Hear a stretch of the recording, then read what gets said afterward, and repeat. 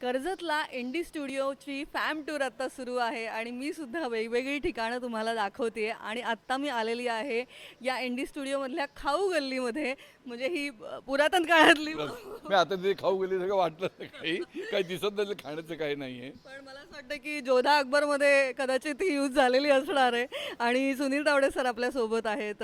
Sir खूप छान वाटतंय. एकतर इंडी स्टुडिओ आता पुन्हा एकदा त्यांनी नव्याने काट टाकलेली आहे, नव्या रूपात सज्ज होतोय.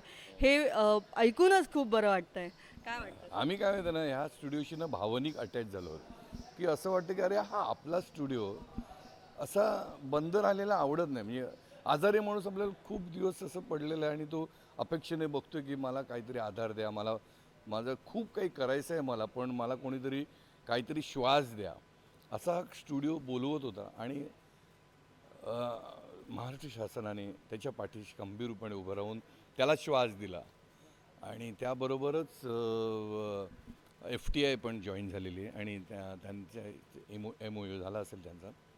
आणि इथे मोठे चांगले कार्यक्रम होणार आहेत, वर्कशॉप्स होणार आहेत, उपक्रम आणि लेखनाचे काही screen writer. Screen writing workshop होणार आहेत, ॲक्टिंगचे पण होतीलच वर्कशॉप. त्यामुळे चित्रपटसृष्टीला एक मोठ्या नव्याने ऊर्जा मिळाली. स्टुडिओ निर्माण चालवायला घेतलं आणि महाराष्ट्र शासनाने चालवायला घेतलं, त्यामुळे काही अडीअडचणी येणार नाहीत असं मला वाटतं. आणि तो चांगल्या प्रकारे चालवला जाईल. आणि जिथे कुठे नितीन देसाई असतील त्यांना बघून ते बघत असतील तेव्हा त्यांना खूप मनापासून आनंद होत असेल की आपलं बाळ आता बाळसं धरतंय. नक्कीच. आणि स्टुडिओ म्हणला की प्रत्येकाची एक आठवण असते. कलाकारांची तर खूप छान छान आठवणी असतात. या स्टुडिओशी निगडीत तुमची कुठली आठवण आहे कधी? मी झपाटलेला नावाचा 3D पिक्चर होता ना महाराष्ट्र कोठाऱ्यांचा, त्यांच्या इथे शूट केलं होतं. तर त्या दरम्यान एक माणूस आला मला भेटायला. आम्ही असेच बसलो होतो शूटिंग संपल्यानंतर. छान वातावरण आहे स्टुडिओमध्ये.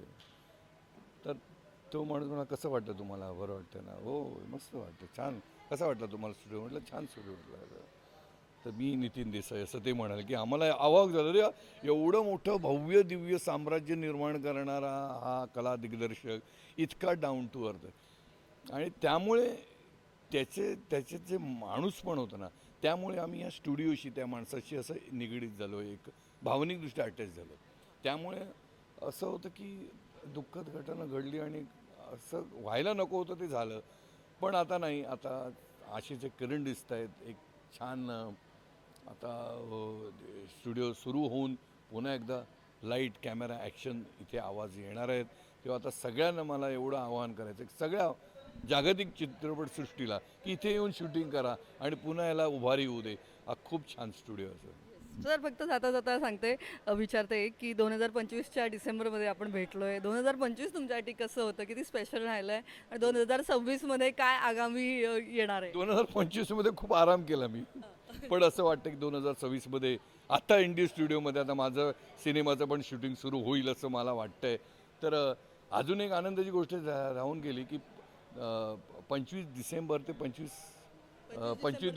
31 डिसेंबर इथे कार्निवल आयोजित केलेलं आहे. तर सगळ्यांनी येऊन इथे आस्वाद घ्यावा, त्या सहभाग घ्यावा आणि आनंद करावा सगळ्या लोकांसाठी की शूटिंग कसं होतं आहे, कसं होईल, सेट्स कसे आहेत, असा आपला जिव्हाळ्याचा विषय आहे.